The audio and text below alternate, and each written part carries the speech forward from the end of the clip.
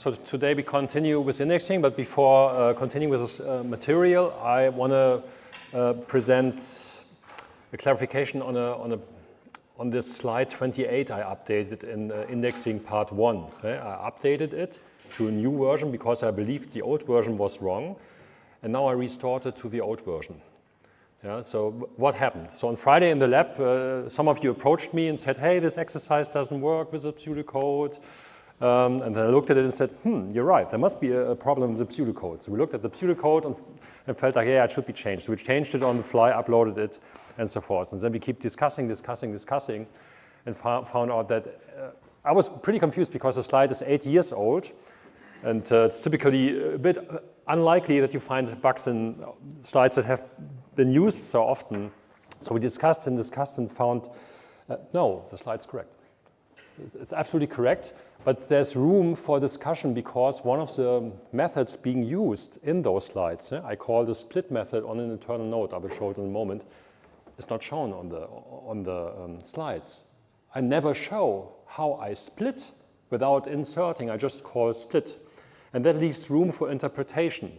And that room for interpretation led to that discussion and confusion because I was believing, yeah, you split it like this, but you could also split it like that. And actually, the original split we had in mind is a better split to do it. Yeah? So let's spend some minutes on what the confusion is and make clear what the issue is. So that was what we had on this assignment sheet. So you're supposed to insert the sequence from 50 to 58. And I always, on these slides, they're also in CMS. There's how we start, and then what is the state of the B tree after we perform a particular operation. So you see insert 50. After you do that, that's trivial, yeah, point query. You end up in this leaf, you insert the 50, everything is fine. Okay, next slide. I always show the previous state. Now I show on top here what I did before I inserted the 50. Now 53, you run down this tree, you find this leaf, you have to split it. Okay, you split it, you put half of the entries to the left side, the other half to the right side, you put 53 to the newly created leaf, and you put another pivot element, another entry to this leaf in the parent node. So this parent node previously had 2 pivot elements or 2 keys, you may call them, and now it has 3 keys. Yeah? Everything fine, no problem. Continue, so again we start on top. So we have this node, we do another insert 55. That's okay, we have room for that 55, but now the leaf is full. Still, we don't have to split at this point in time. And now the interesting thing happens. So here we trigger recursive split. So we start here. Obviously, we have to split this leaf, 49, 50, 53, 55. 58 is put here. And now what? Okay, we send up the signal that's so if you remember the pseudocode, the leaf where you want to insert, this one would send up the signal as a return to its insert operation. That's what is shown in the pseudocode. So basically you get a signal here and you have to do something with that internal node. So what do? Well, you could do something like that you split the entries to 2 new entries, but then there's a first problem. If you split it like that and put the 49 as shown on top here to the newly created node, everything to the left should be strictly smaller than 49, which doesn't work like that because there's a 50 now, so you wouldn't find that because whenever you run down the tree later on and have anything greater equal 49, you would run to the right. You wouldn't find 50, you wouldn't find 49.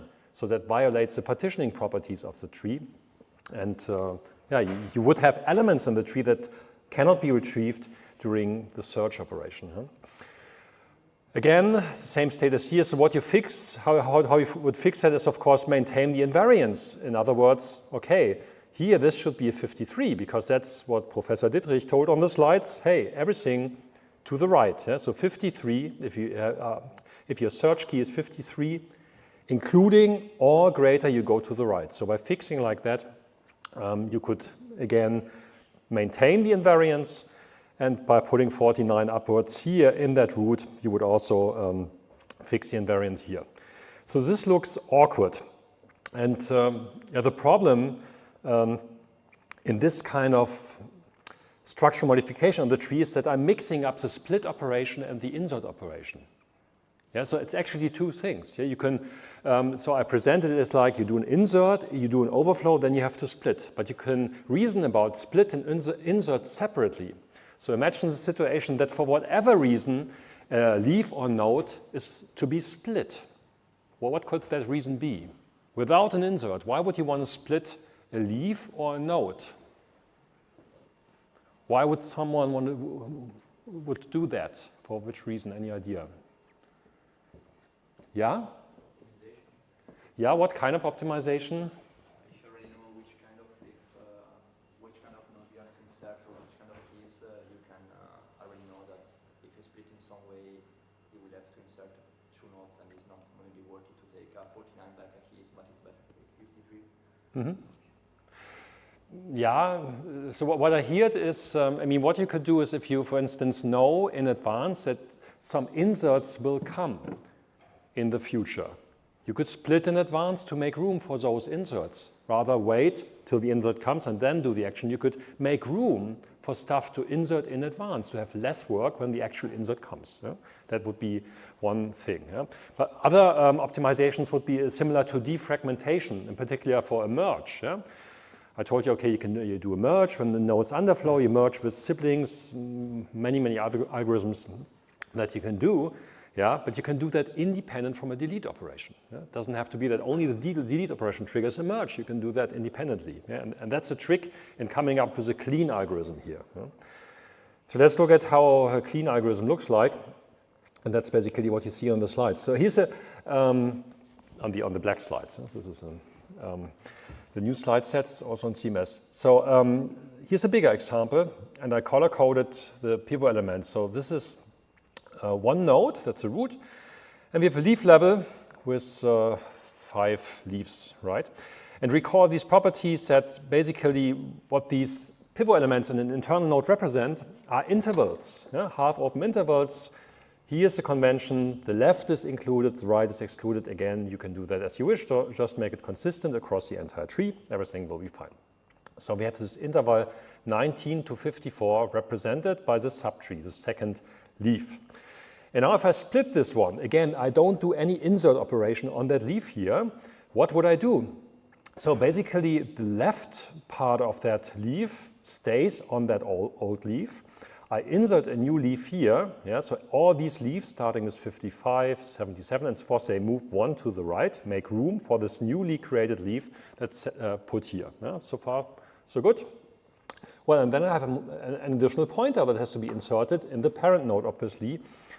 And that's what's happening here. So basically, how you could visually memorize what happens here is you take the one half of the old leaf, keep it, erase everything else. Yeah?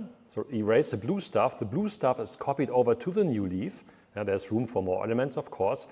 And this leading pivot element here, this 45, is replicated and pushed up to the parent node.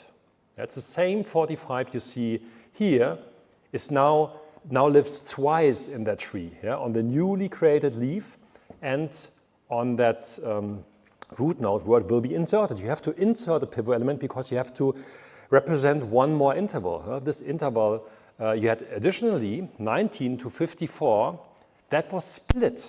Yeah, that's visualized here. So that's basically what you do. You split it into 19 to 45 and 45 to 54. Yeah? That's exactly what the leaf split does. There are now 2 subtrees, which means they have this original partition representing the old subtree has to be split into 2, which means there has to be another entry in the parent node. Okay, that's the standard leaf split. There was, I think, no confusion about that one. Yeah? Question? No? Okay. So then comes the node split, again without an insert. Important. Yeah? So basically I use the same tree. You see structurally nothing changes. I just put another layer underneath. Yeah? And now I claim that what I called leaves before on this slide, I call nodes. Yeah? What changes? Well, now you have again this property that as this is a node, it has 6 pivot elements or 6 keys, and it has 6 plus 1, child pointers. Yeah, so now what happens if you split? So the problem is if you naively splitted this into two nodes, so assume I do a split similar to the leaf split, yeah? I keep the 45 here. Here you would have 6 plus 1 pointers, and then I would have 3 plus 1 is 4, plus 3 plus 1, 4, sum of that is 8 pointers. So I would go up from 7 pointers here to 8 pointers. Do you see that problem? Without inserting anything. Yeah, by just splitting that internal node, I would need another pointer, but I didn't, there's no other leaf I have to insert here. Again, this is just a split. So what happens here is the number of leaves stays consistent, stays the same. It's the same from here to there. There's no change whatsoever. Just the number of nodes on this level is increased by 1. Yeah, but that means whatever I do with this node, I must not increase or decrease the numbers of pointers going down to the next level. Yeah, and if I kept the 45 here on this entry, I would have one additional pointer. So visually what happens is that you keep the left on the same node, so this left part of the keys, the right part you keep, however, this middle element, this pivot element, you push it up to the parent. So visually what happens is something like that. Consider that all of these little boxes were connected by rubber bands, little rubber ropes, if you want. And basically what you do is you pull up the pivot element, yeah, and push it up to the parent entry. That is what happens in a node split. So basically the initial array with your keys, the pointers are not shown here, is divided into 3 parts. Everything up to the pivot element, and then everything strictly right from the pivot element. Yeah? And that is how you do a split. Once you did that, everything else follows. Yeah? Now you're in the situation again that you are able to insert into those nodes. Yeah? So the split operation is really meant to be, okay, make sure that there's room for an insert that may be coming up. Yeah? And the code on the pseudocode is mixing those two things, and that's basically what the confusion probably was. If you I just wrote a little Python script here that does the same. What does this do? So basically simulates what these keys are doing. So you have a number of keys. In your internal node, you have a number of pointers. So I have 6 keys here. 1, 2, 3, 4, 5. I know this is 8. Okay, so not 7 pivot elements. Here's 7. One should read. So 7 pivot elements. 1, 2, 3, 4, 5, 6, 7. So there must be plus 1 pointer. I just use integer numbers from 0 to n-1.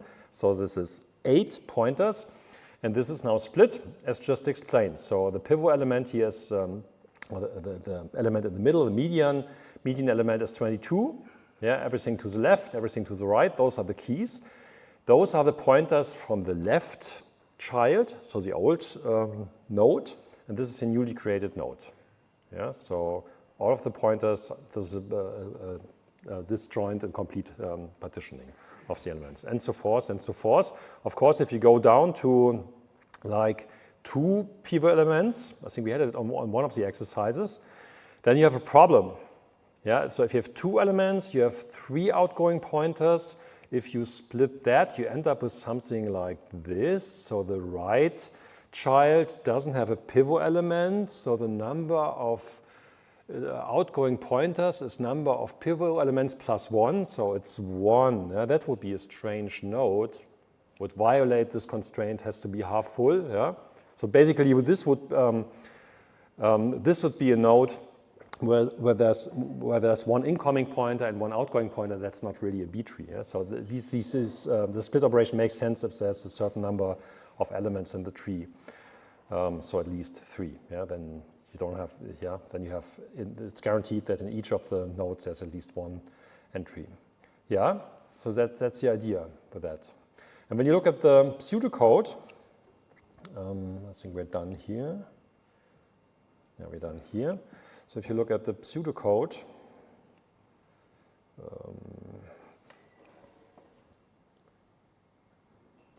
Let's see, turn off here. Oh yeah.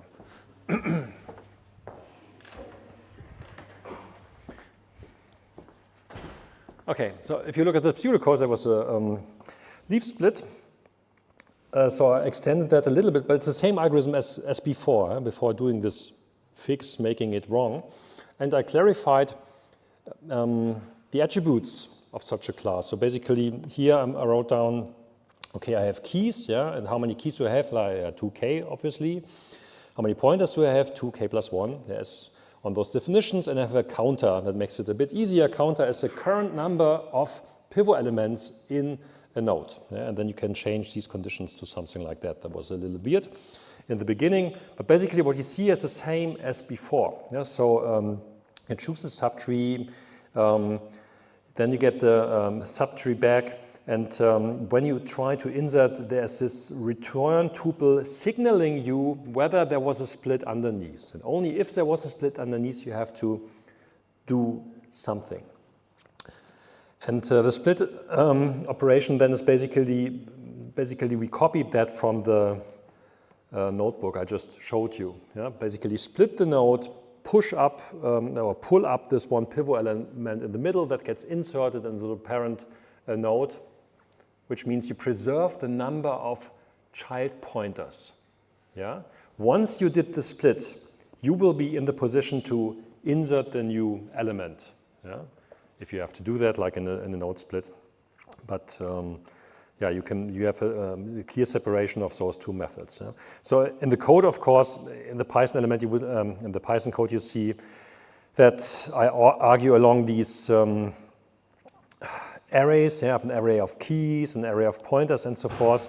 Of course, if you do something like that, you will fill it in a real B-tree implementation. You will fill it up with zeros for the keys and nulls for the pointers. Yeah? As of course, you always keep in arrays of the same length. Yeah? It's not shortened as I do it in Python here. Obviously, it's just for presentation purposes. Yeah, so much about that. Any questions? Yeah. As far as I understood, the optimal split would be every time we have a split just to balance the number of child, right? That should be the optimal version.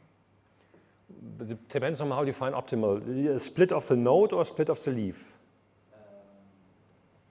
Of the leaves.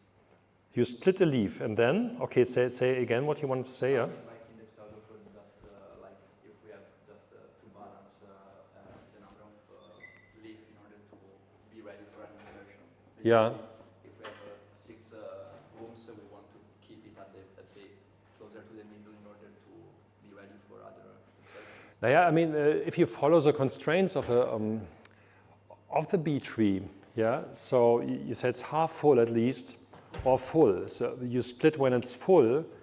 I mean, you have no choice. You can have the one is half full, the other is half full, because the sum of it is full, right? You don't have more elements available. It's a kind of constraint in your choices. But in a real implementation, what you do is you anyway may redistribute entries over the different leaves. Yeah, you may play tricks to not necessarily split. For instance, you postpone a split. Yeah. So when you don't have room available, you try whether you can rearrange elements from one leaf to another leaf to avoid the structural modification of the tree. Yeah, because I was thinking that it would be nice to have an approach like black-red tree that every time there is an insertion or split, the B tree is actually getting balanced in order to prevent insert and to have space for. The B tree is balanced at all times. Yeah, but not along the binary structure, but along the page structure. It's perfectly balanced. Okay, so with that, let's continue with the Bloom filter we started last time. So again, idea is you have a couple of hash functions. I think you already did an exercise, and that was the last exercise. We didn't get to that in the lab, or only a few of you got there. So again, it's similar to a hash table. However, the hash table doesn't contain the elements in its hash array, but just has a bit list. What you do is, when you insert, you don't actually insert the element, you just mark the bits according to those k hash functions. So if you have like 3 hash functions here, the one will give you a position here, the other will give you a position there, the other position there. You just set those bits to 1. Yeah? So, and with that you signal that this element was considered. Yeah, no, I think I don't say that sentence, that may be too confusing. I'm just saying, if I want to insert something in such a Bloom filter, basically I set those bits according to those hash functions. Yeah? And then you do that, you can do that for another inserts, other bits will be set. And of course you will run in the situation like in a standard hash table where you end up hashing an element to a bucket that was hashed to before. So you have an overflow kind of situation. You either create an overflow chain or you have open addressing kind of algorithms. But basically what that means is this bit here has kind of 2 colors, and it was previously colored by this turquoise color, and now it's colored with yellow. So if you lose the information, I mean, who set the bit to 1? Yeah? Both kind of set the bit to 1. I mean, this one didn't have to set it because it was already set. Yeah? So basically that already defines the Bloom filter semantics. Yeah? So we had that last time already. So this is a probabilistic data structure or index as we call it. So what you can do with this is you can check whether it's not in the bitmap. Yeah? Because if you find any, so if you search for a key, if you probe a key and you find that any of its hash functions hashes to a bit that's 0, that implies it cannot have, it's impossible. You can't have inserted the thing. And because otherwise the bit would have been set to true, obviously. Yeah? However, if you find that all of the bits according to those hash functions have been set, this doesn't imply that it was inserted, it just says it may have been inserted. So there's a maybe, yeah, and that makes it probabilistic. And this may lead to a false positive situation where you, do I have that on the slide? I don't know. I think this one, something like that. I think that's kind of a false positive here where you, these two, you ran into the bits that were set by that particular insert before. However, this one hashes to a bit that you also set, but was actually set by this yellow as well. So that, I think we inserted that. I don't remember now. Yeah, that was inserted, so that's okay. That's not a false positive. But you may end up with a situation where you look up an element, you find that all bits are set, however, it was never inserted. And the use for these kind of structures is, of course for filtering. Yeah? If you insert something in a B tree, for instance, so you could put a Bloom filter on top of that. Yeah? So when you have many lookups to the B tree, you could avoid expensive lookups that may go to disk or elsewhere on storage, just by checking whether it can actually live in that B tree. Yeah? You can avoid lookups that are futile anyway, yeah? Because you will be able to stop the search already in the Bloom filter. If the Bloom filter tells you no, it can't be there, you stop it, you don't have to go to the B tree. So it's it's called a pre-filter, yeah, or filtering index. Okay, so we did an exercise on that. You can do some math, what the false positive rate is, depending on the number of hash functions. You can set the optimum and compute that depending on the number of elements being inserted. We had that on the assignment. And with that, you can also compute the optimal number of hash functions.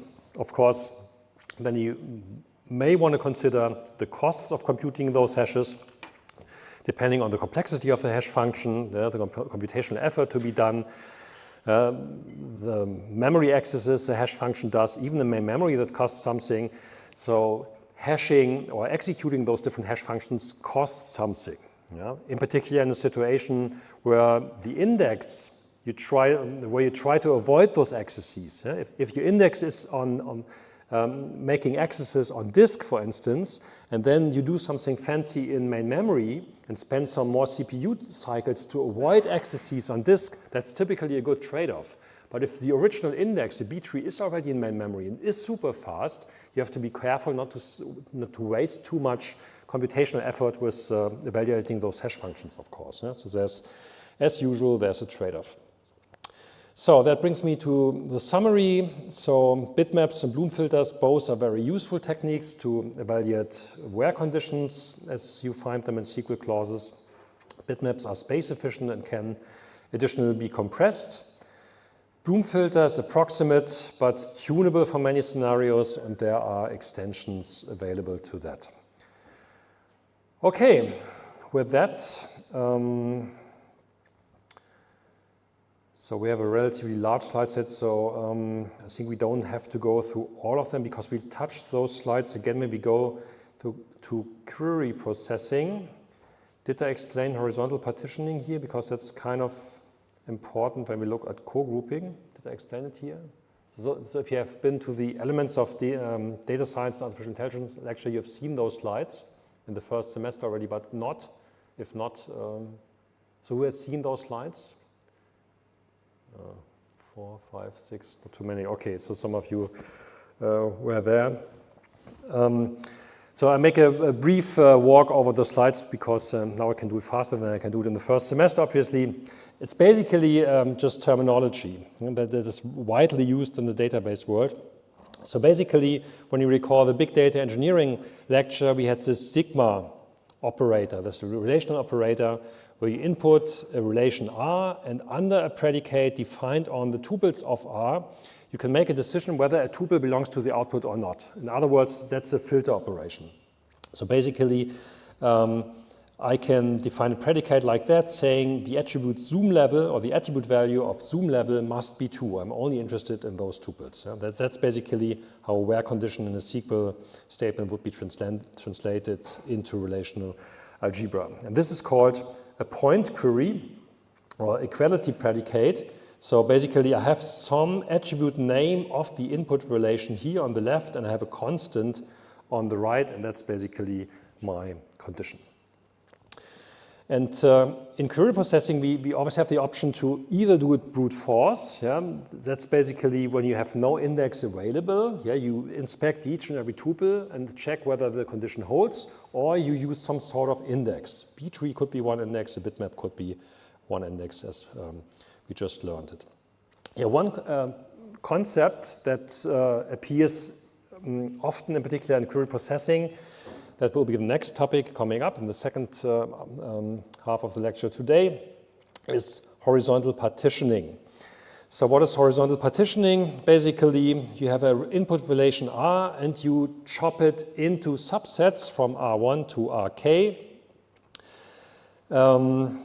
such that for each element that lived in the original relation R, there exists a subset I where you can find that partition. In other words, whatever your input is, you must make sure that each of the tuples are assigned to at least one of the subpartitions or horizontal partitions. Yeah? You distribute, take the input, and for each tuple you put it somewhere. You can put it to multiple subpartitions, that's okay, but it must be in at least one. So those are all valid horizontal partitionings. So if those are your 4 tuples, and you split it up into 2 partitions, R1 and R2, that's okay. No tuple got lost while partitioning. However, if you look at this example, the red tuple got lost. It wasn't assigned to any of those subpartitions, so that's not a valid horizontal partitioning.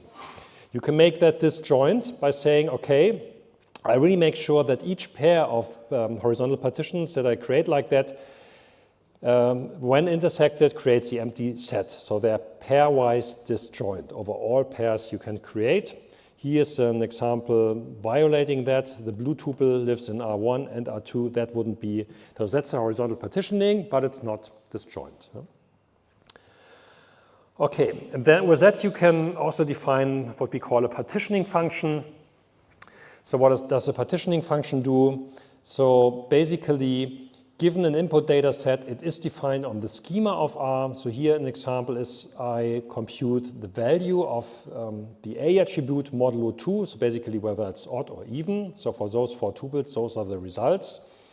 If I use a different partitioning function on the value of attribute B, I end up with something like this. Okay? And if I combine the two, horizontal partitioning and partitioning function, I can create something what we call an induced horizontal partitioning function. So basically, I let the partitioning function define my partitions. So again, That was a partitioning function. And now what I'm saying here is, that's the only trick here, as a label for the horizontal partitions, I use the return value of the partitioning functions. So if in this example, for the data in the input relation, the only possible return values are 0 and 1, of course, in this operation. Whatever the input is, the return values may only be 0 or 1. Then I create two partitions, the R0 partition and the R1 partition. Here, if I use this partitioning function, for this data, the output values may be A, B, or C. Yeah, then I create three partitions. Of course, if you added another fifth tuple where the T.B value were Z or whatever, then you would create another horizontal partitioning. Yeah, so basic trivial set partitioning stuff. Okay, and then you could also do that recursively. So that basically means the short version of this definition is you can apply multiple partitioning functions at the same time or iteratively. So I have a sequence of partitioning functions. I apply them to the previous example, and then you end up with partitions like this. R0A, yeah, so everything that under the first partitioning function has a return of 0, and under the second has a return of A. Yeah, that's exactly this single tuple, and so forth. Return of P0 is 1, and P1 must be B for these two tuples. Yeah. So why do we do that? Because with that, you get a different view on what an index is. So in the previous lectures, I introduced concrete data structures. And here and there, we were abstract. We said, okay, there's recursive interval partitioning. But basically, you can also define an index on a more conceptual level along those horizontal partitions. Because basically, what I would claim any index does is something like that.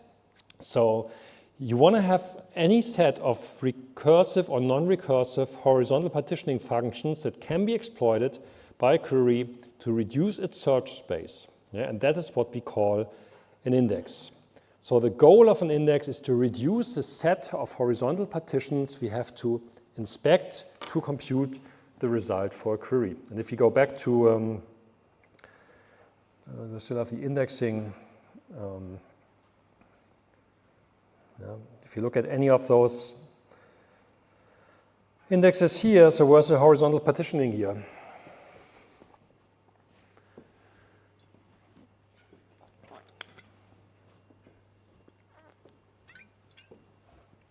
Why horizontal?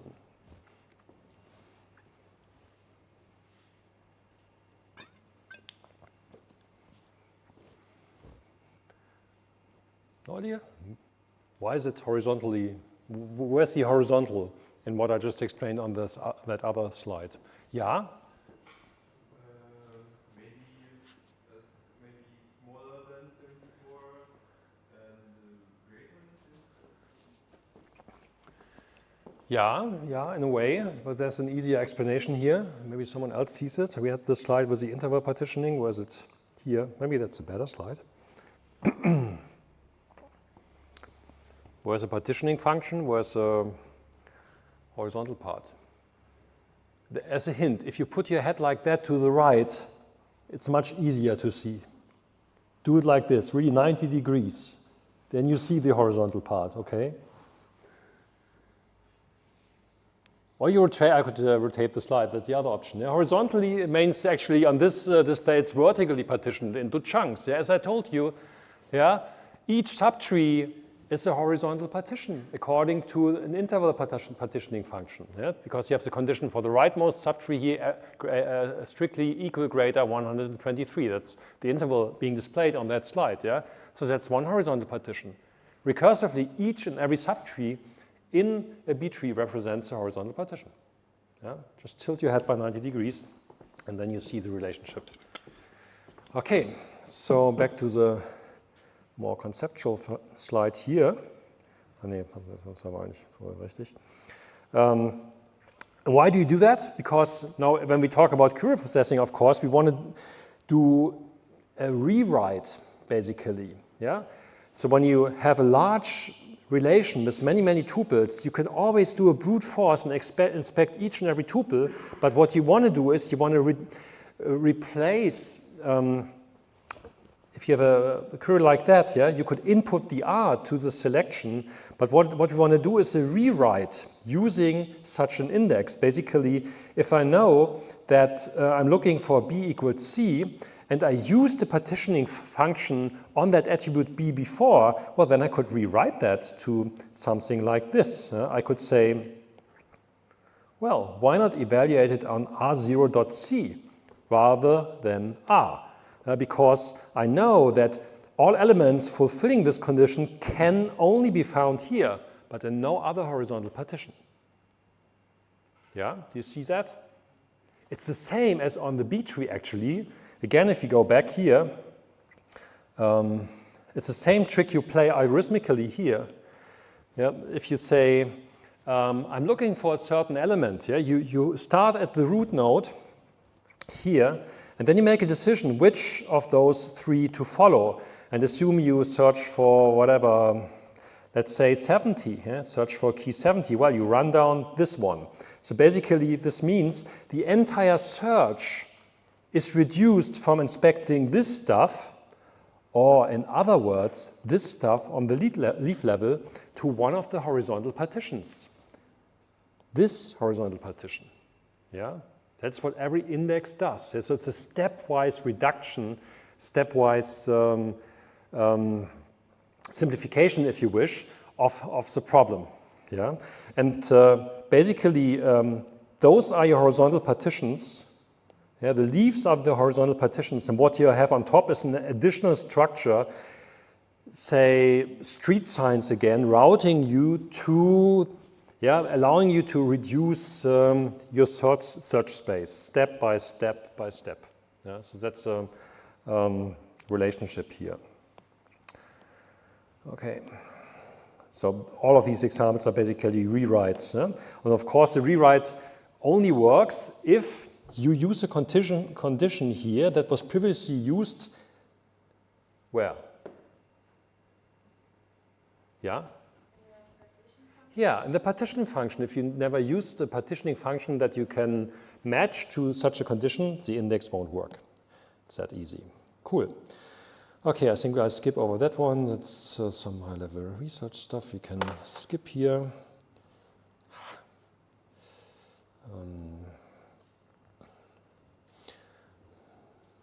Okay, but that's important here. So one thing, this confusion comes up very often, in particular when you attended algorithms and data structure class, and then there are like measures like complexity. So the average complexity of inserting is whatever log n, all these measures, yeah, or if searching through data is where you don't have an index, it's log n. It's not log n, it's n, of course. Yeah. So that's kind of a performance measure. So in databases, we typically have to be somewhat more precise. And at that point in time, confusion is again in the room because people have a different understanding of what performance of an index may actually mean. And actually what this slide shows is not restricted to an index. It basically, you can make the same argument for any algorithm for any system in the world. So typical performance measures are runtime. So whatever algorithm you use, be it an index or anything else, you just stop the time it takes. Yeah, the time it takes, like in a stopwatch, till the algorithm finishes. Yeah? However, there are other measures. You could count the clock cycle spent on the CPU. In a database context, it's much more important very often to count the number of I/O operations. Yeah? So how often do I have to go to the SSD, to main memory, or touch certain cache lines, for instance. You could also look at things like how robust is this index to different workloads. So workload, again, being data sets and queries. Yes? It might be that your index works super well if there's only, yeah, like in the example before, yeah? Here, the index we had here is great. Yeah? The index is great if you have these kind of conditions, but assume you had like another attribute, C, that you never used in any kind of partitioning function or indexing, and then you have requests with respect to C, then you can't exploit the horizontal partitioning. Yeah? Then you have to scan this stuff. Yeah? So which indexes do you create if you have 100 attributes on your table? That's a difficult problem. Yeah? So, basically what that means in practice is you would have hugely varying response times. So if you hit the index, you're super fast, but if you don't hit the index, it may be super slow because you end up scanning the relation. Yeah? And robustness basically means that you don't have such a huge variance in your response times. If anything changes in what you assume to be the workload, you don't completely fall off the cliff. Yeah? That's the idea. Yeah, with that comes adaptability to different workloads. If anything changes, there's a new type of query, the data changes in some way, does it still work? Another important difference is read versus write performance. So the standard B tree can do both, read and writes. And then we looked at that variant where I removed all of those pointers, recall. Everything's serialized in 1 or 2 big arrays, depending on how you implement that. Basically, everything after another in main memory. Of course, now you insert something in the middle, have to do structural strange over because it's so costly. So that's a read-optimized index. Yeah, scalability things, single versus multi-threaded performance, memory consumption, and so forth. Yeah, so many dimensions that you can use to analyze the performance of an index. And what I found really important once I ran into this book is the separation in these 3 principal classes of how you analyze any algorithm, computer system, software, whatever. So basically, there are only 3 general approaches how you can do that. Yeah, and I found that very enlightening. If you're interested in this book, that's by Ray Jane, explaining in detail how to decently measure the performance of a computer system. So many things can go wrong there, and that's a really good book explaining that. But for the moment, what you should take away from this is there are only 3 methods that, or 3 classes of methods. So one is an analytical model. Yeah, the idea is you really write down a formula explaining the performance. Yeah, the formula could use as inputs whatever, the number of disk accesses, yeah, times what does a single disk access cost, all these kinds of things, complexity considerations go into that, or cost models that predict the costs of a certain algorithm. The second is a simulation. So that's a runnable model focusing on the major effects of a problem. So here you start writing code, you start using input parameters reflecting somehow reality, but it's not the full-blown thing you're trying to build. It's an abstraction. You try to leave things away. You simplify. You just concentrate on the most important aspects that you believe, hey, this is really, if I don't get that right, if I don't get these parameters or these effects of the system right, I'm screwed. Yeah, so this is typically, so simulations are typically written along what is called a critical path. Yeah, when you develop software, you often see, okay, yeah, there are this 8 out of 10 things, that's peanuts, but these 2 things, I'm not so sure about how the performance really is in such a system. Let's simulate that under kind of real conditions or assumed workloads, and then you can develop a better feeling on how this works. And the third is an experiment. So that's really, you implement the whole thing, or most of the thing, you try to use real queries and real data sets, and then you do any of the measurements I showed before, like wall clock times and stuff like that, and so forth. And the good thing is, or the important thing is, none of these methods is per se better than any other. All of these methods have their pros and cons for the same problem, and try always to use at least 2 of the methods. So a common problem in performance evaluation is that people only, for instance, do experiments. Yeah, then you have some numbers, and then you write something about the numbers, and that's the result. No, it's not, because you have to do a sanity check. You have to think about, okay, what am I expecting to see? Along which how should these curves be shaped I'm seeing from my experiments? Yeah? So like what's the hidden model I'm assuming? Yeah? So the good common practice is to use two. You can pick any two, whatever you prefer. Yeah? So have a wild idea on the analytical model on complexities. Yeah? For instance, if you evaluate sorting algorithms and you learned in class that, hey, that has to have log n or n log n complexity. Log n is hard to do, right? N log n.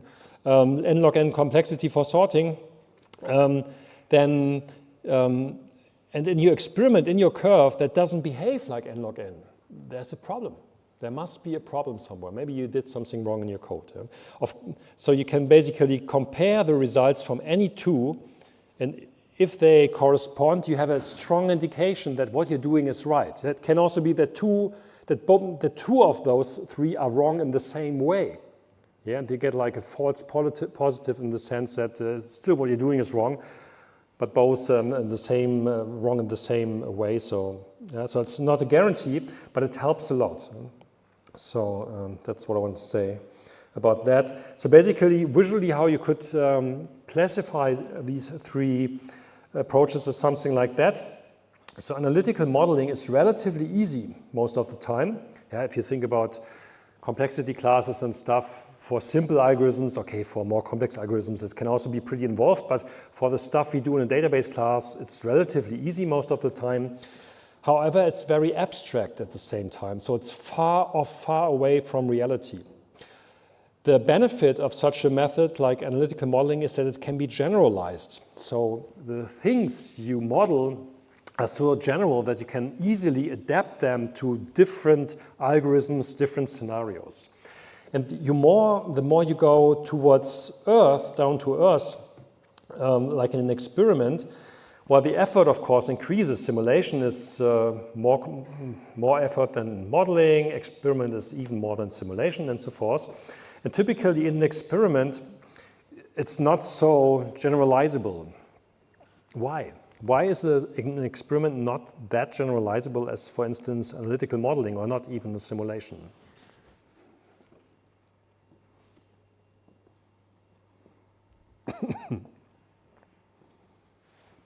Yeah?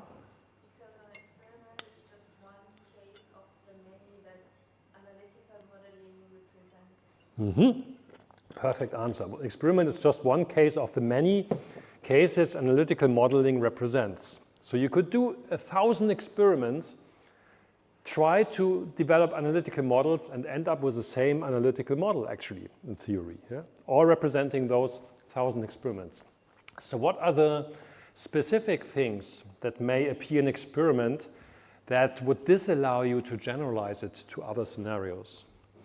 Can you think of examples?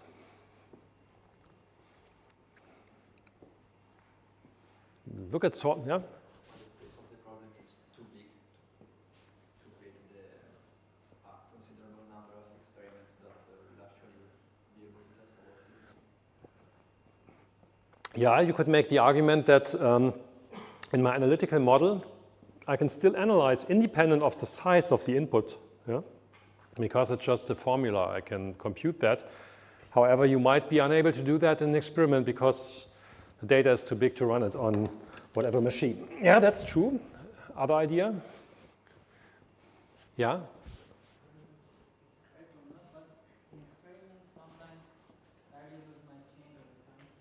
What louder?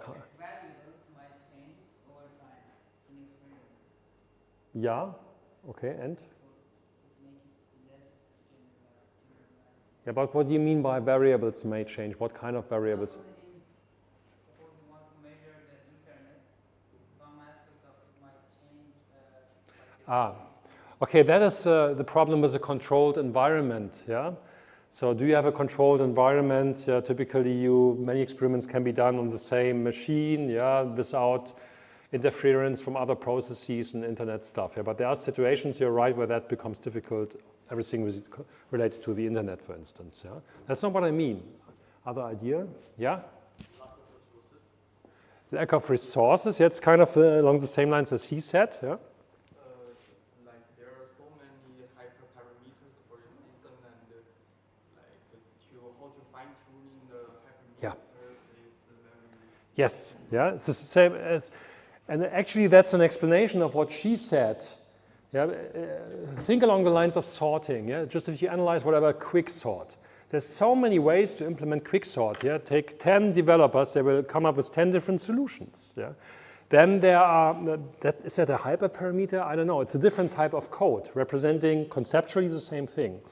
Hardware, operating system, the compiler you use. Yeah, the 1,000 things, yeah, these are hyperparameters. You can basically map all of those into hyperparameters, but yeah, that's right. Yeah.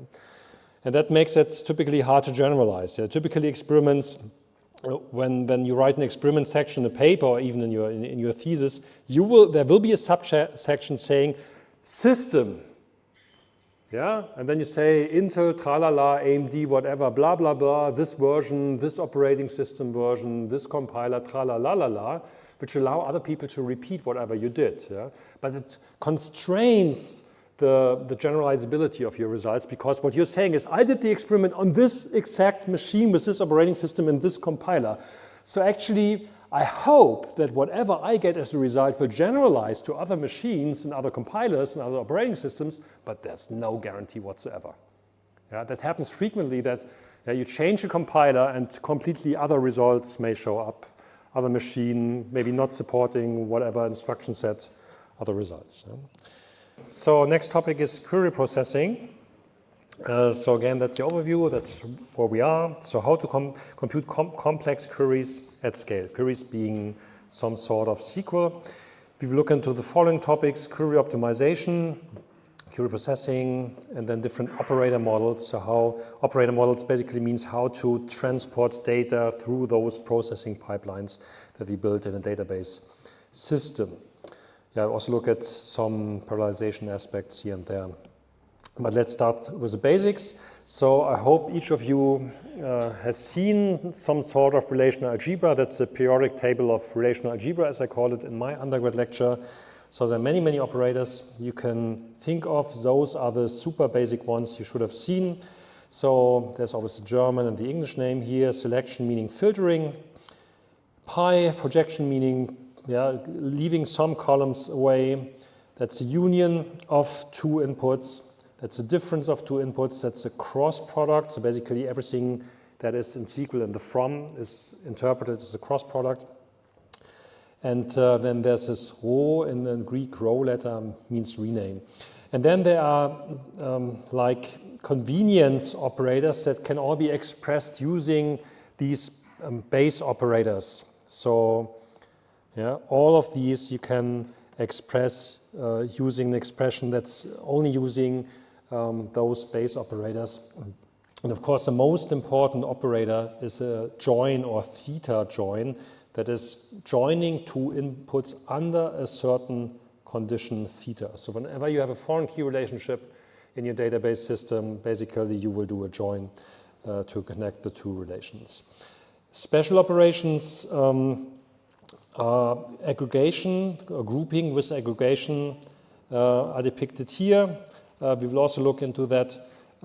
They are not expressed by a combination of base operators, but are more like extensions to the standard or to the original relational algebra. So let's look at how these relational algebra expressions can be translated. So we already can map those operators somehow or partially to what we did before. I mean, if you think about selection, okay, what can you do about selection? You can do some sort of indexing to speed up a selection operation. Obviously, if you have the right index at hand, that's fine. Projecting, well, that's column layout or even vertical partition layouts. Yeah, that has something to do with those projections. Everything here is algorithmically very close to join algorithms, and the same holds here. So my message is, if you understand the principal algorithms that are used in a database system, you can implement all of those easily. It's just a couple of classes of algorithms that reappear all over again. So it's more or less always the same three techniques, or four, depending on how you count. So that's why we start with join algorithms, because once you understand join algorithms, you can implement all of these operators easily. The applications are, you write a join clause, a join on in your SQL statement.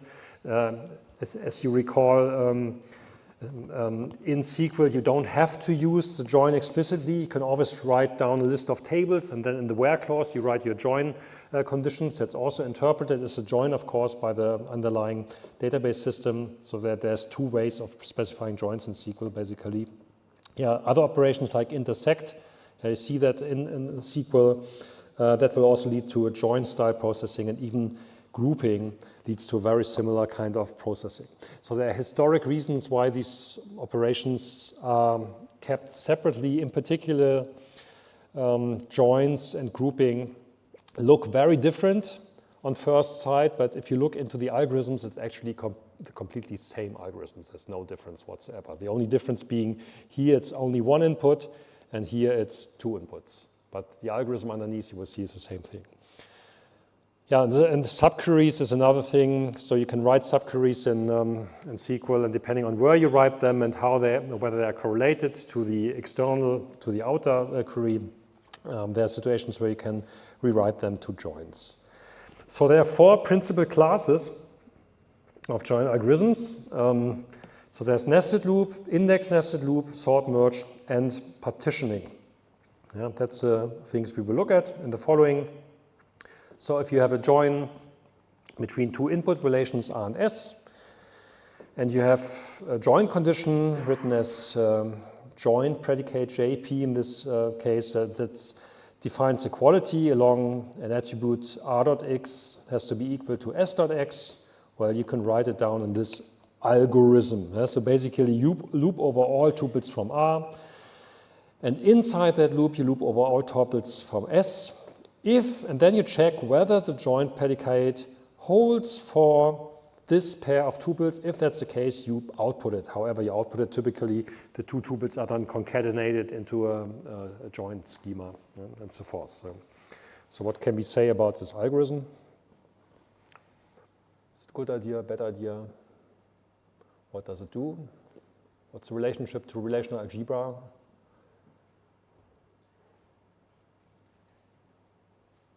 Yeah? It's quite a simple algorithm that has quadratic complexity. Yes, quadratic complexity, bad thing, be careful, yeah, because you scale the inputs, that may break your system.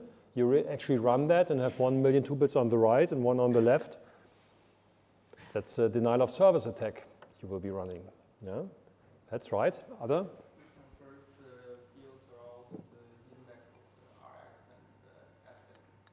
Rx and S. I didn't get again? That's okay? Okay. Yeah, what else can you say about that? Two more things, two more remarks. There's square complexity, of course, which is not a killer per se. Because if you play with some data and you actually implement that, you will feel, oh, the R and S can be pretty big to still give results in reasonable time. Yeah. I mean, it can be seconds, minutes, depending on the inputs, but if that's okay for you, why not? Yeah, so you don't have to think about a more complicated algorithm that will do the job. And in particular, this will do the job for any join predicate, whatever join predicate you have. Yeah, this can be a black box. I don't have to know that internally this has some equal style condition. This is used as a black box here. I just call this function, whoever wrote that function. If it's a super weird join predicate where whatever you say, the sinus of r.x has to be the tangents of s.x. If that's your join condition, that's fine. This algorithm is going to work. Yeah? So it can completely be opaque to you. That's one thing. The other is it will work for small inputs, as I just said, but of course it has square complexity. Yeah, still for very small inputs. Why not? It can even be, you can measure that. Therefore, if it's 10 tuples on the left and 10 on the right, it's the fastest algorithm. Yeah? There's these kind of situations. And if it's 11 on the left and 12 on the right, another algorithm is already faster, depending on your machine again. Yeah? But yeah. So it's not something where you say, oh, it's square, it's mean. You say, be careful. There may be practical situations where it actually makes sense to use it. Okay. So let's look at some real algorithm, and that's called index nested loop. So how does that work? Again, same situation, but I have an equality predicate. So this doesn't work for an arbitrary predicate. This must be some sort of equality. And what I do is I create an index. Yes, I create an index using as a key in the index one of the inputs. Here I use attribute X from relation R. I create an index on that. No. Okay, here no, it's even, what I'm assuming here is basically the index was already created before. So this method is calling what is called the catalog in a database system.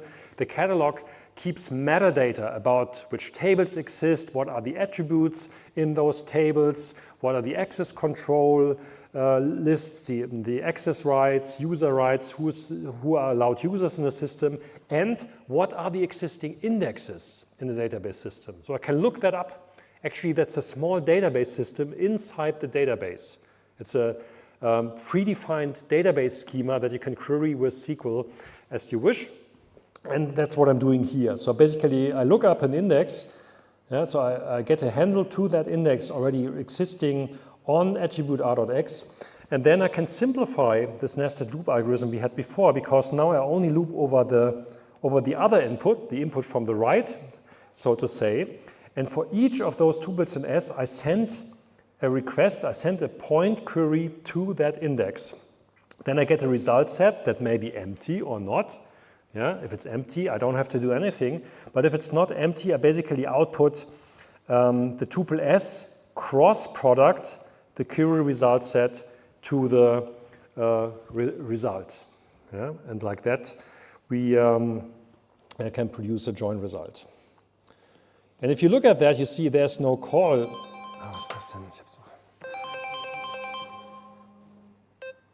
Okay, sorry. Yeah, that wasn't muted. What you see here is there's not even a call to the join predicate as in the previous method. You saw here, here I actually called the join predicate. Here I don't do that in the index nested loop algorithm because I simulate what the join predicate would be doing by using that index and then basically here retrieving all the elements from R that are equal in the X attribute. Yeah, do you see that? So basically there's no call. I just white boxed the join predicate to be able to execute that algorithm. So that's already a change, meaning we restrict the usability to such an algorithm to a condition where there's like an equals predicate. Yeah? Okay. Yeah, and complexity of this algorithm, well, the outer loop gives it a number of elements of S, yeah, oops. Yeah, something like number of elements in S times, and then, okay, what is the complexity of lookup on the index? That depends on the index. So typically this algorithm is something like n log n overall complexity. Yeah? Okay, you can fine tune these depending on the sizes of S and R and the complexity the costs of doing a single lookup on the index, but basically that's the class where this algorithm is in. Yeah, and then there's an algorithm that's called simple hash join. What's the difference to the previous algorithm? Here, in this scenario, we don't already build the index before. We can't just go to the catalog to retrieve an existing index and use it in query processing. Here, we build the index on the fly. So once we call that method, we build that index. Yeah? We bulk load the index if it were a B tree. But here we use a hash table for that index. Why would I use a hash table, not a B tree? Yeah? Because maybe we use the B tree if we use this data multiple times, and for the hash table we need less computational if only use it once. No, not right, not quite. Other approach, yeah? Because there is strictly equality, not range. Yes. Yeah, I only need equality, which is a point query that can be done by hash table. The B tree gives me point query plus range queries. So why would I use a B tree for that? The hash table is just fine because it gives me almost constant performance for point query lookup. Yeah, so that's basically what I do here. So I query that index here, like in the other, that's the same algorithm as before. The only difference is this line. Here I build the index on the fly. We also call that, I create the index, or I bulk load the index at query time. This is called a query time index. Query time, yeah. And this here, where I create the index, you can also call it online and offline. So here, this is the index was created offline. It was before the query came in. Before I actually called that method, I already created the index, and then I can reuse it. I can even reduce it multiple times. Yeah? So that's another difference here. So this index can be used for each and every query coming in, of course. And here, it depends on what you want to do with the index here that you build here. Do you throw it away afterwards, or you enter it in the catalog to be used for future queries? Would make much more sense, of course. Maybe there's another query coming in. You don't have to create the index second, third, fourth, and fifth time, and so forth. So that's a simple hash join. That's the most important algorithm in join processing. So it's widely used in memory database systems. There are many tricks you can play. So this is a very high-level algorithm. You can make decisions on what kind of hash table to use. There's actually a wide array of different hash table implementations, hash functions. It's crazy, and they vary a lot with respect to performance. You can use thread-safe hash tables. Yeah? So you can try to parallelize that using a hash table. In particular, when building, you can parallelize that. And then when you query, what can you do? How would you parallelize that? Let's assume you parallelize that across two machines. How would you parallelize this algorithm? Or not, let's not do two machines. Let's do two threads on the same machine, so the same memory. Let's assume I created this one already. So you can create it using a thread-safe hash table where both threads insert at the same time. You just have to make sure that when both hit the same slot at the same time, they don't overwrite each other's result. Yeah, but that's relatively easy. So there's a relatively low likelihood that you hit the same bucket at the same time. So you only have to protect against that. But once you do that, you can build that in parallel. Now you query with two threads. How would you do that?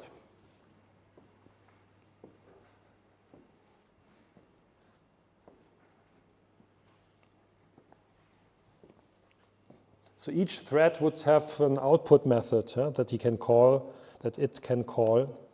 Yeah, that's no problem. Yeah, but how do you query? What do you do with this loop?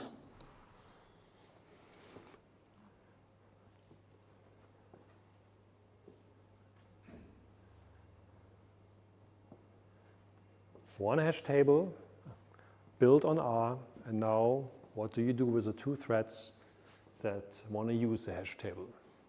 The first question is that for that hash table you build, does it have to be thread safe? You have two threads operating on that hash table concurrently, or n. It doesn't. We're only reading. Who cares? We don't modify anything. Thread safeness plays a role if you modify. We don't modify. If you bulk load, while bulk loading, be careful. Yeah? But once you're done bulk loading, everything is fine. We're just reading. Same in any database. As long as everybody is reading, there's no isolation problem. Nothing can go wrong. As soon as one starts to write, update stuff, more complicated. Huh? Okay, that's right. So, of course, you keep the same structure you used in the first place, but in theory, it wouldn't have to be thread safe. But for this loop, what do? I mean, you have two threads available, or maybe even more computing cores, so why only use one if you can use all of them? What do you do? Yeah? Because there is no dependency between two threads, so we can just simply split the two S into two sets and just run parallel. Yeah, how do you, so you have the relation S, yeah, right, and how do you split it? horizontally, horizontal partitioning, exactly right. Yeah, you split it like this, it disappears. It's not durable. You split it like that into two partitions, S1 and S2. One thread takes that one, the other takes that, probes it, boom, over. Yeah, it's that easy.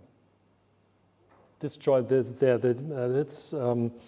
yeah, the trick you can play with n threads as well. Yeah, you somehow, okay, you have to be however you collect your outputs. Yeah, but basically, if each thread sends it to some output stream and which collects the output of the join, it's relatively easy to parallelize this algorithm. Okay. Yeah, that's again the similarity to the stuff I explained before. So what if you built that before? Yeah? So you could also create not only a B tree but a hash index before the simple hash join method is called. Yeah, and then it's basically what we would call an index nested loop join, however using a hash join. So bottom line is basically the simple hash join is also sort of an index nested loop join. This is just legacy terminology you will find in databases that index nested loop join, people assume, okay, the index is already there, whereas in the hash join you typically build the hash table at query time. However, you could also build it in advance. And in many situations that makes a lot of sense. So as for instance, in a database, you typically only have, or most of the time you only have joins along foreign key relationships. So it makes a whole lot of sense to create at least those hash tables on the keys of each relation. Yeah, and then you can probe the other relation against that. Or you could even create that hash table on the foreign key column if you wanted. Yeah, but at least on the key, you want to create a hash table once you load the data into main memory. Yeah, so this is just a special case. Yeah, another class of algorithms use sorting. So basically, here we used an index, but now let's look at how we could do a join using sorting. I have this example where I have a relation customers and cities dictionary. So that's an example we used in the compression slide set. And now I want to join that customers relation with the cities dictionary, of course, along the city ID columns.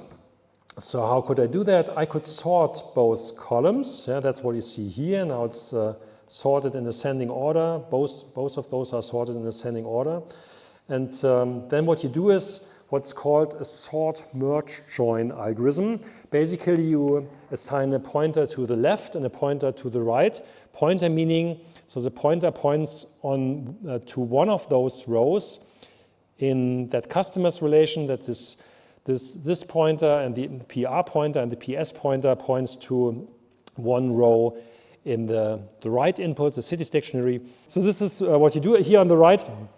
You see the result.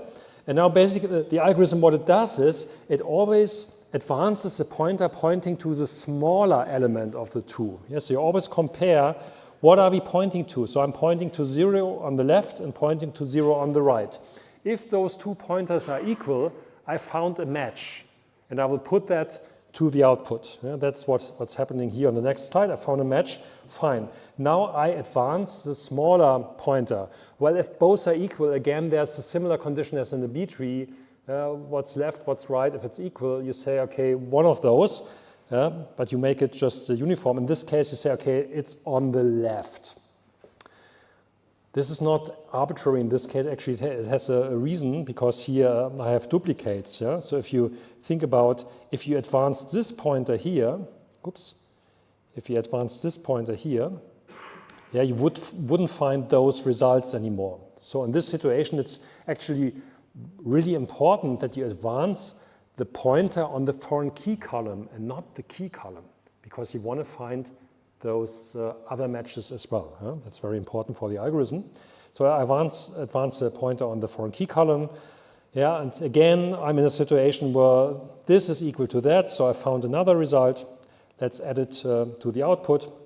So here's my second result here, and so forth and so forth. Advance the pointer on the left, found a third result, add it to the output. Advance the pointer on the left, now I'm pointing at 1. 1 is not equal to 0. Again, algorithm continues by advancing the smaller pointer, that's the yellow pointer this time. Now that is advanced again. I see, okay, now they're pointing to the same number to 1, so I found yet another result. So that is sent to the output. I advance the smaller pointer, that's the pointer on the left, found another result, advance the smaller or left. Now I just added the result here. Now I advance it and pointing to 5, 5 not equal 1, and so forth and so forth. That's the core idea of the algorithm. So short merge join. Advance the smaller pointer. If there's a tie, first advance the pointer pointing to the foreign key relation. If both pointers point to the same number, you found an equality match, send it to the output. You found a join result. Okay? So that's called sort merge join. And it's, I think I completely animate it here. Maybe I can kick some. No, here it stops, and so forth and so forth. So the algorithm in pseudocode looks something like this. Basically, you sort the input on the join attribute, then you sort the input on the join attribute, the other, so you sort both inputs on the respective join attributes. You sort R on Rx and S on Sx. So what could happen here at that point in time in query processing? You sort both. The question is, do you always have to sort? Can you imagine a situation where maybe you don't, you can skip over sorting? Yeah? If it's a B-tree index, it's already sorted. Yeah, perfect. Yeah, if it's you have an index, for instance, on R.x, yeah, the leaf level is sorted across to X. You just scan the leaf level on the isim method, feed that into the algorithm, and you're done. You have no need to sort it again. It's already sorted. Yeah? That's one situation. The other situation is if any of the inputs was sorted before by query processing. Yeah, it might happen in query processing. For instance, there was another sort merge join algorithm, already sorted it, and then you append another sort merge join algorithm, joining it with another relation. It's already sorted, so you can skip those steps. So that is why in the terminology you will also find that the algorithm is called merge join. So it's either written in an operator notation. Typically we write it like sort merge join, make it a bubble, and then you have the inputs like here R and S. Yeah? And that typically assumes that you have to sort both of the input relations. The other way of writing that is to say, well, now I split that into multiple operators, and I will say, okay, there's a merge join, MJ, and then there's a sort. Maybe I write it out as sort to not confuse it with the S. Sort R, and S. Yeah? And then there are situations where you say, no, I don't have to do that. Yeah? I can directly input S into the right side of the merge join and stuff like that. Yeah? So it depends on where you are in a bigger plan in query processing. Okay. Yeah, and basically here the logic here you see here, that's what I just explained. Basically, yeah.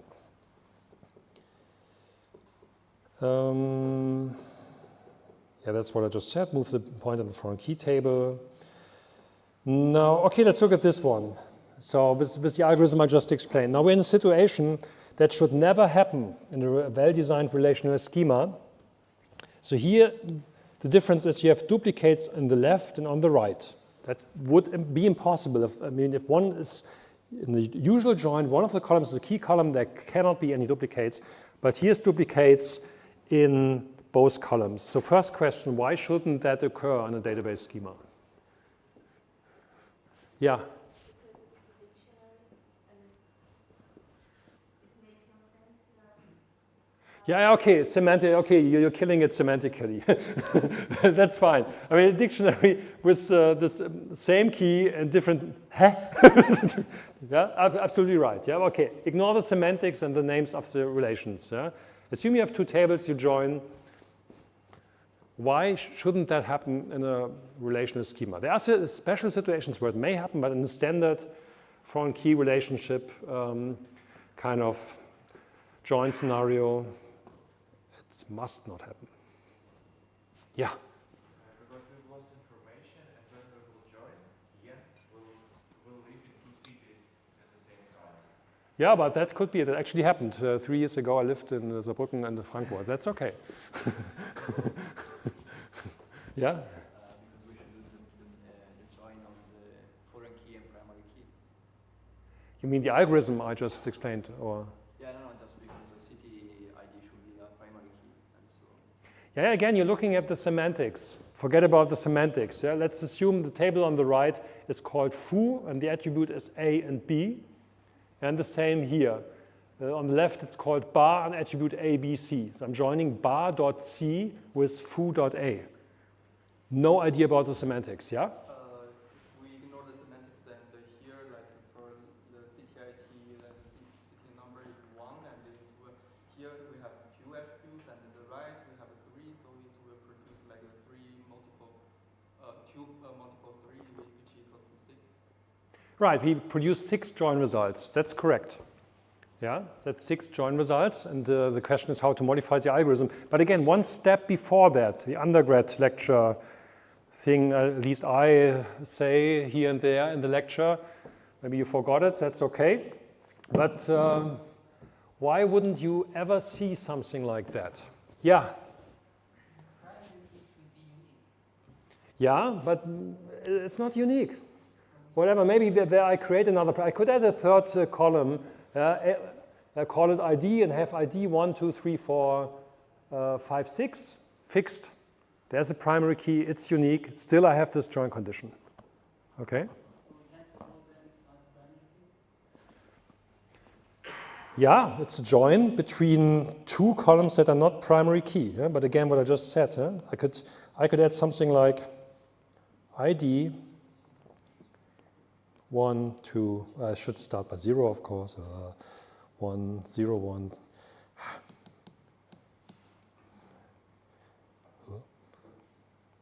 0, 1, 2, 3, 4, 5. That's my primary key, okay? Still I join across those columns. I don't care about the primary key. So what if you see a join like that in a relational schema? What went wrong?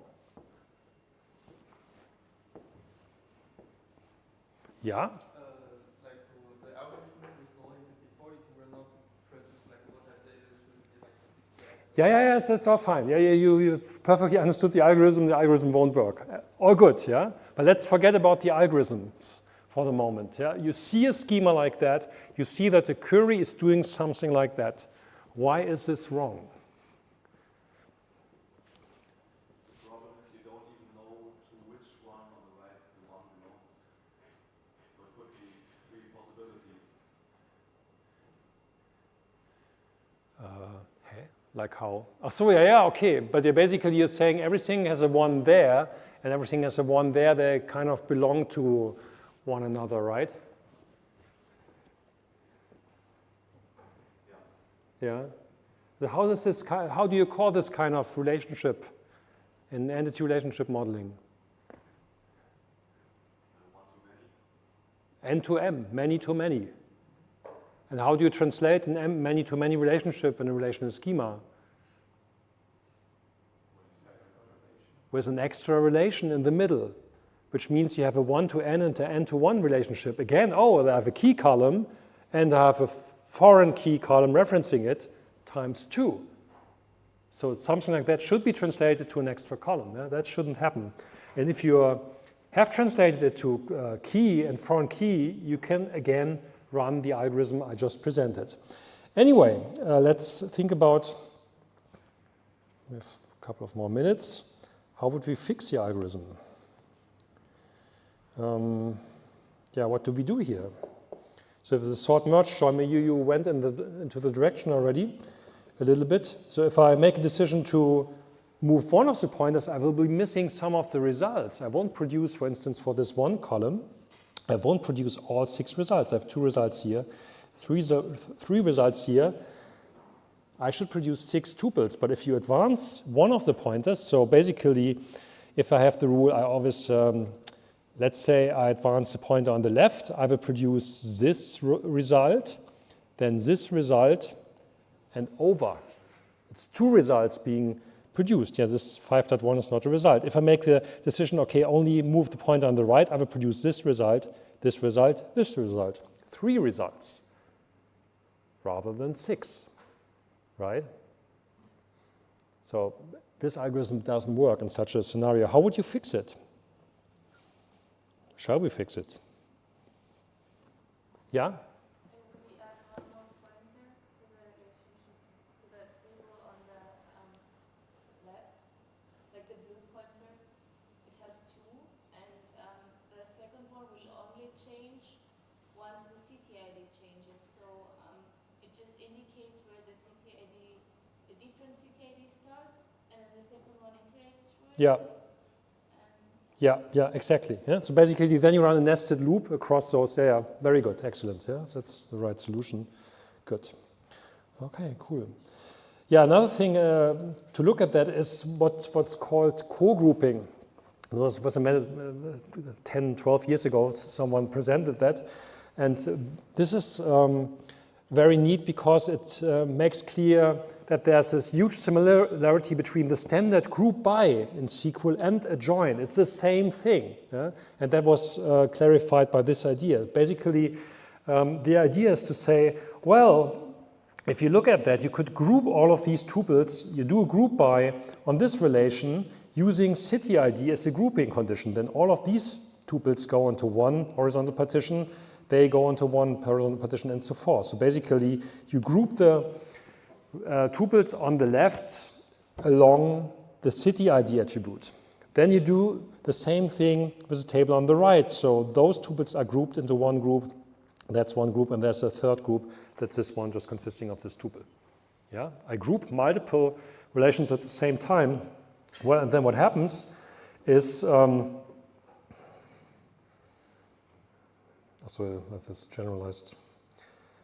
Let's do it step by step. So basically, what that means is, now I could, I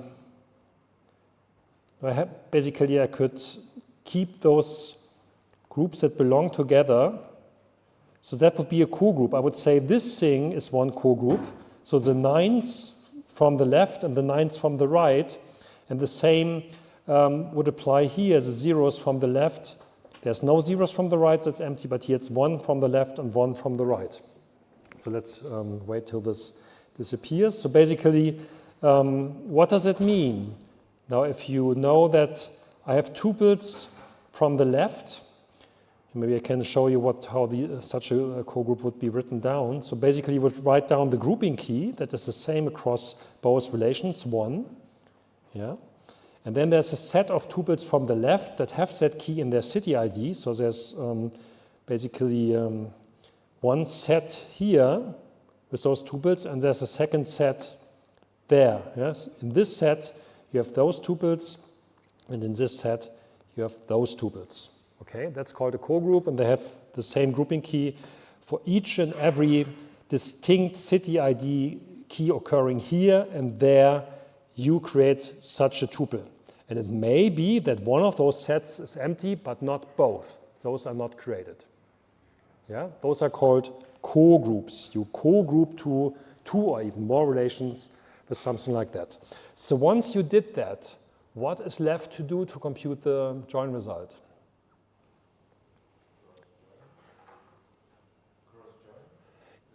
In the sense of the cross product? Yeah, cross product on what exactly? Where is the cross product applied? Yes, on those groups. For each and every co-group created like that, you compute the cross product of this and that. Yeah, that's where you do the cross product. Send that to the output, and if you do that for all of the co-groups, you receive the same join result, or you receive the correct join result. Yeah?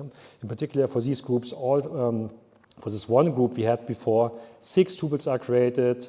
It's always 2 times 2. Here it's 4 times 1, and so forth and so forth. And that's called co-grouping. That's a very neat algorithm and simplifies matters dramatically.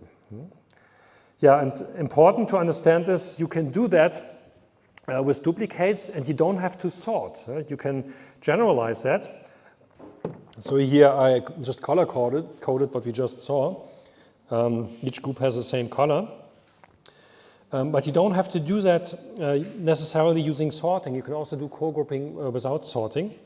And that is explained here. So I basically just tagged with the appropriate color each of those tuples. And then you can just bring those, you need an algorithm to just bring those things together into co-groups. Yeah? Somehow an algorithm that brings all the orange into one set from the left, and that in one set, and that's one co-group, and so forth and so forth. Yeah? And that leads to an algorithm that's called generalized co-grouping. We will do that next time. The cool thing about this algorithm is, again, that this works in many special cases across the entire storage hierarchy. Be it that you're running out of memory for your join and you have to join across different, you have to load data from disk, you have to partition it and then process those partitions. Be it that you have to distribute your join over different cores or different CPUs or even different data centers. High level, it's always this algorithm. It's just a matter how you parameterize the algorithm. We will look at that in detail next week. Okay, see you on Friday. Thanks.